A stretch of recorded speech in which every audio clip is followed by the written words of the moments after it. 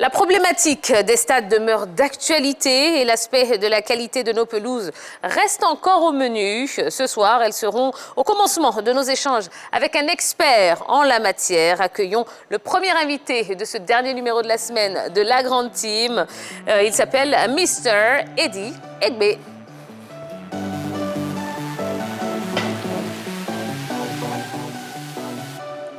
Hi. Hello. Good evening. Good evening. How you doing? How are you? I'm fine. I'm good. Okay. And you? I'm fine. Thank you very much. Thanks for coming. Fantastic. Thank Merci you very d'être venu. Hein. Thank you.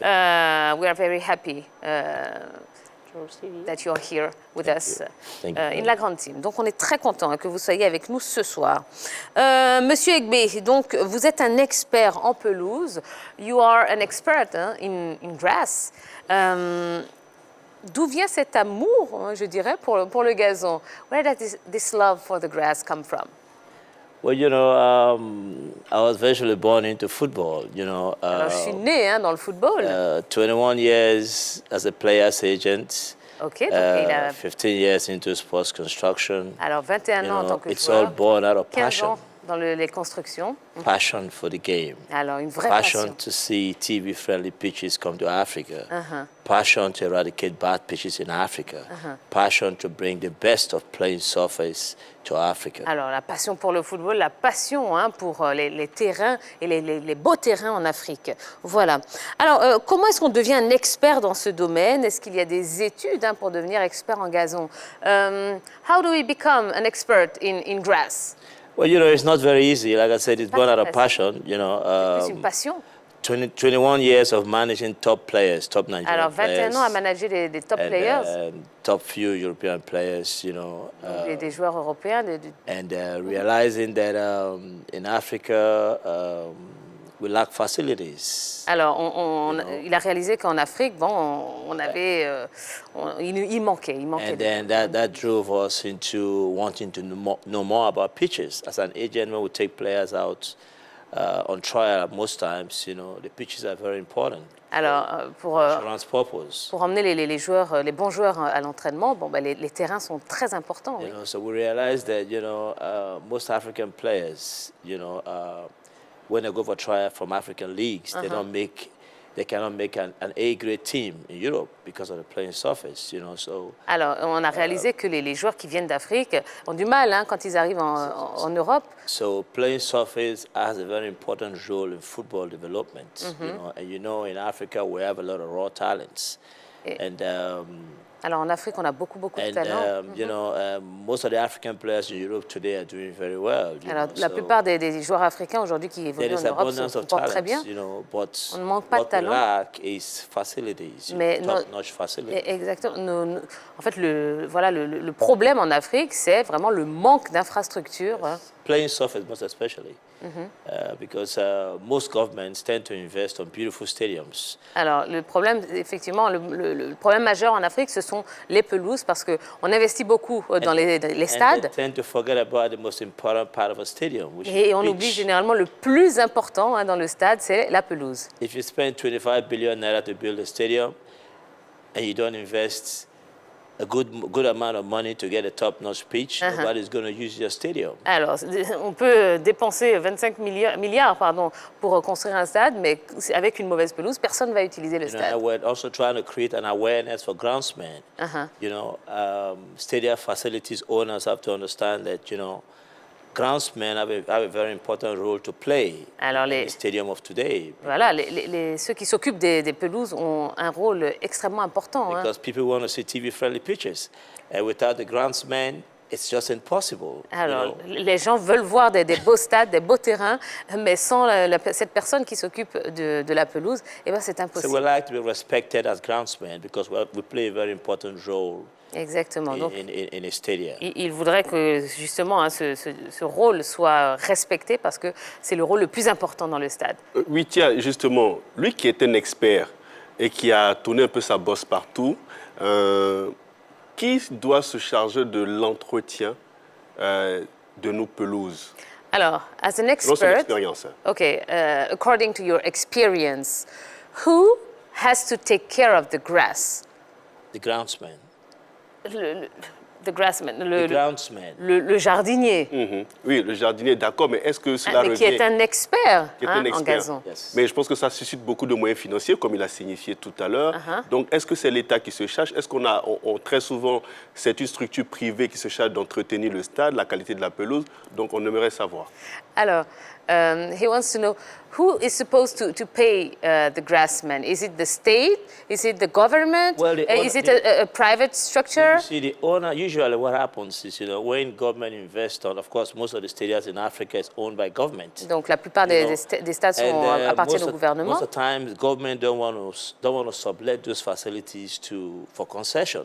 They want to keep a hold of the facility. Donc, ils veulent conserver toutes les And it's les impossible infrastructures. for government to maintain these facilities. We have beautiful stadiums in Africa. You have to be able to give it out as a concession to private companies to run. Il faut justement des personnes qui sont expertes en ça. Donc souvent, ce sont des structures privées. Mais effectivement, en Afrique, il nous explique que le gouvernement ne fait pas appel à ces structures privées. From experience, I'm a Nigerian, and Je suis nigérian, oui.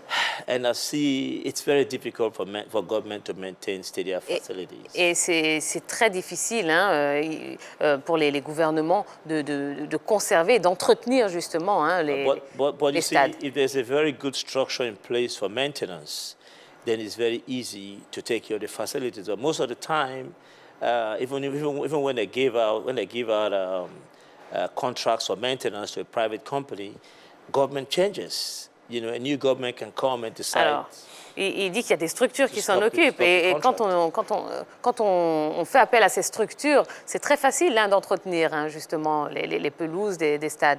Mais le problème, c'est que quand un gouvernement change, on change tout. Et on change également les structures qui s'en If occupent. it's a concession, it's very easy to look after the stadium. I'm sure you guys have the same problem here in Abidjan. Absolutely. We have similar problem in Nigeria. Absolutely. We have the same problem in Ghana. We have the Absolutely. same problem all over Africa, So if the stadiums are being given as a concession, it's very easy for private companies to look after the stadium. Alors, But si once it's government, it's always that attitude of, after all, it's not my property, it's government property, it's our money. That thing does not allow us to actually carry proper maintenance at stadiums, especially when it's under government.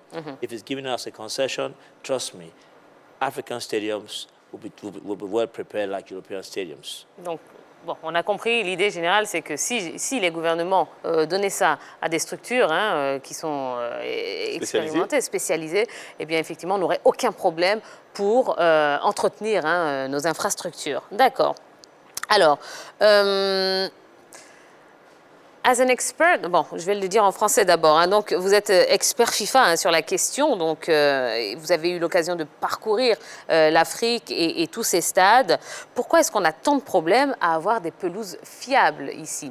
Alors, as an expert, a FIFA expert, you've been through Africa. You've been traveling through Africa. You had the opportunity to see all the stadiums. Why do we have so many problems to have like normal grass or good grass? That's a very, very good question. The point is, we as Africans have to understand that it's very difficult for us to maintain natural grass because we lack maintenance culture in this part of the continent. And it's not only an Ivorian problem, it's all over Africa, Alors, except North Africa. The northern part of Africa, they have beautiful natural grass pitches because they know what to do, how to take care of a natural grass pitch. Now, the natural grass pitch, you can play more than 2 games in a week.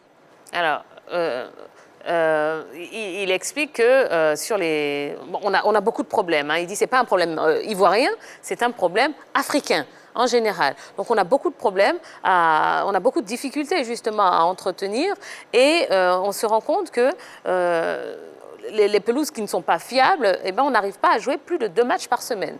See, that's why you see Money Michel is an African company. We're a local content company, African company that represents the African market. What's the name again? Money Michel Sports. Okay. We look after the African market. You see, we have to understand that the African topography is different from the European topography. What will work in Europe might not work in Africa. Alors, You la know. structure, And that's hein. why most of the time when pitches are being constructed, they don't last as we want them to last because Europeans will come and construct what is in Europe. Africa is different.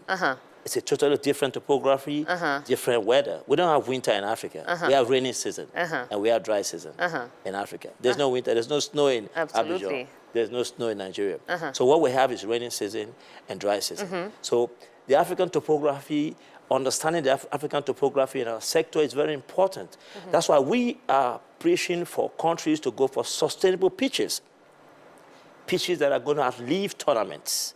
For argument's sake, Cameroon is hosting the African Nations Cup. If you look at all the pitches they've constructed, they're all natural grass pitches, beautiful for the tournaments. After the tournaments, go to Cameroon in 6 months' time, there'll be no pitch to play on. So we need to start constructing sustainable pitches, pitches that can outlive tournaments. Ivory Coast is hosting the African Nations Cup. Yeah, okay, natural grass pitch is still number one, FIFA.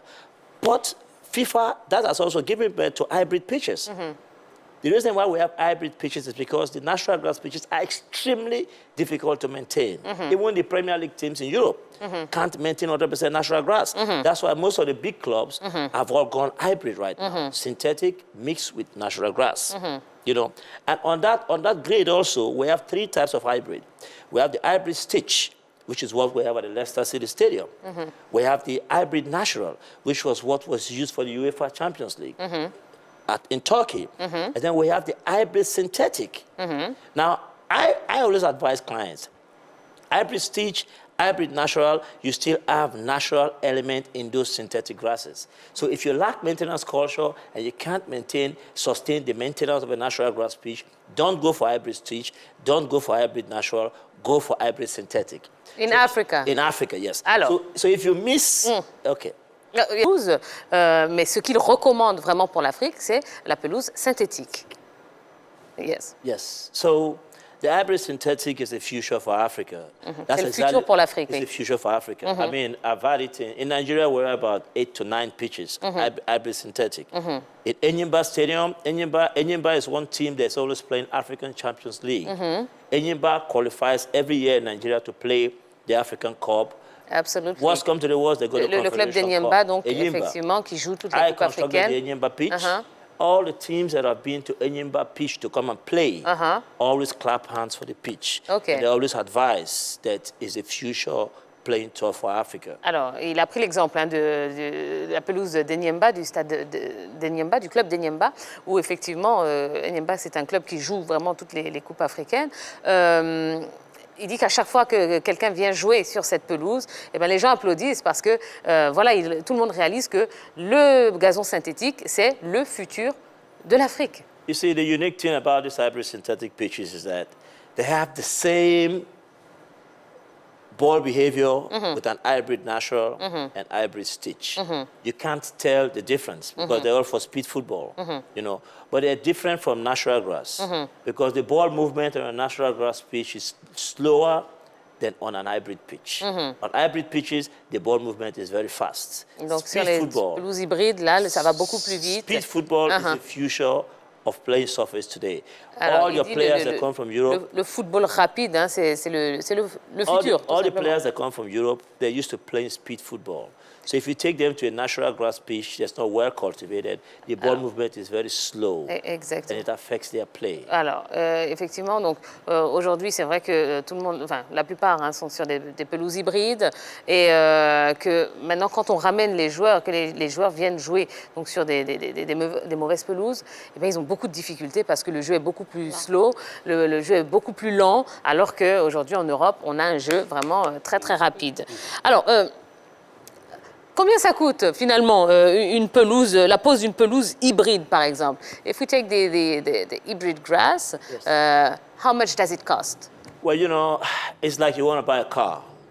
The price of a Rolls Royce is not the same price as a VW. If you want to drive a Rolls Royce, you got to be able to pay the Rolls Royce Absolutely. price. And that's what it is. Same principle for playing surface. We have different grade of playing surface. Alors, If you want the cheapest, Uh-huh. you're going to go for the rubber fields, which is more like a VW off the football turf wall. If you want the best, you have to pay the Rolls-Royce price. So it's not cheap. You know, to construct a football pitch, it's about $1 million, €1 million to construct a football pitch proper. You know, but with these pitches, you know, they're not as expensive as the natural grass pitches, but they're still quite pricey because of the materials that come in, the natural infield. You know, all products have to be certified by FIFA. You know, the process also is very, you know, it's not like a regular field. They just put grass and put rubber and sand, and so it's different. It's a little bit pricey, but it's still cheaper than. A little bit cheaper than natural grass. D'accord. Alors, il explique qu'il y a différentes catégories. Hein. C'est comme quand on achète une voiture. Il y a son moins cher et il y a son plus cher, comme on dit chez nous. Maintenant, construire une belle pelouse, un beau terrain, ça coûte $1 million, $1 million à peu près. Voilà, donc... faites la conversion en francs CFA. Ça fait vraiment beaucoup. Voilà. Et qu'il nous explique les différentes étapes de la pose d'une pelouse. Okay, he would like to know the different steps to Installation? Yeah, the installation, of well, grass. You know, for the hybrid stitch, they have your normal sand, you know, you take your levels, you know, you introduce your synthetic grass, you know, and then you introduce your sand, and then you spread, you broadcast your seed, bring in aeration machines. The same thing you do with natural grass, aeration machines, tiny machines. Bring all the machines that you normally use for a natural grass pitch, properly cultivated natural grass pitch. D'accord. Donc ce sont les mêmes étapes hein, au début. En tout cas, on vient, on installe le sable, etc. On creuse. Because you actually cultivating natural grass inside the synthetic grass. Donc en fait, on met de la pelouse national grass. Bon, that's the hybrid natural. En dessous. That's what they use for. Voilà, du gazon en dessous de. That's what they use for UEFA Cup. So the grasses have space and they have holes. Okay. Now, when you cultivate your natural grass in it, the roots grows underneath the grass. It now creates like a 50 cm root zone. You know, so the natural grass will grow above the synthetic grass, and then you cut the natural grass. Okay, so it's a mixture of synthetic and natural. You know, but most marketing guys will tell you it's 90% natural and 10% synthetic. I disagree, because if I show you an hybrid grass, it's more like 50-50, 60-40. You know, but they will tell you 90% natural. No, because if you see the physical hybrid grass, there's a lot of grass in it. You know, they just cultivate natural grass and in that spaces. And the problem with that hybrid natural is the natural grass element in it, if you don't take care of it and it goes dead, you start to have patches on your pitch, you know, which is not TV friendly. And that's why I don't like to introduce to the African market. Of course, we can do it, you know, but I don't advise clients to go for it. Because if you miss maintenance for 1 week, 2 weeks, you can't play. You can play, of course, it's not going to be TV friendly. But the hybrid synthetic that is all synthetic, grasses that have been manufactured without lead. So the grasses have no adverse effect on the players. The infields are 100% natural. So it's an eco-friendly pitch. It has no adverse effect on the players. And for the foot stability, it's the same as an hybrid stitch and a hybrid natural and natural grass. You know, the foot stability is 100%. The ball movement is the same as a properly constructed, cultivated natural grass, because there's zero undulation. You know, what we do on our pitches, in order to make sure our final surface has no undulation on our hybrid synthetic pitches, we cast completely. So you start to see your pitch without undulation before we start to introduce our shock drain system, our lead-free grasses, top-notch FIFA quality bro, from one of the best. We have 9 FIFA preferred producers in the world to produce football grass in the world. Now, among these 9, 2 are my partners, you know, and the 2, whatever grass I pick from them must be the best they have invested in. You know, of course, we now introduce our stabilizing infield, our performance infield. The most beautiful part of it is, you know, me, that's the guy that's constructing the pitch. My joy is I stand on the side and watch the ball movement. I get on a tractor. I don't sit in the office with air conditioning and champagne. I'm on the field to make sure the right thing is done, because this is Africa. We must give Africa the best. Okay. Thank you, Mr. Egbe. Thank you for everything, for coming. On va vous faire un petit, Oui. voilà, on va vous le faire. Thanks. The only thing we have to understand that what is good for Africa is the hybrid grass. Yes. OK. Yes. Donc, ce qu'on doit retenir de tout ça, c'est que The vraiment... hybrid synthetic, because we have three Yeah. different grades of hybrid. So, which one? The hybrid synthetic L'hybride synthétique. is what I believe is the future for Voilà, Africa. c'est à ça qu'il croit en ça, hein, pour le futur de l'Afrique. Donc, l'hybride synthétique. Voilà.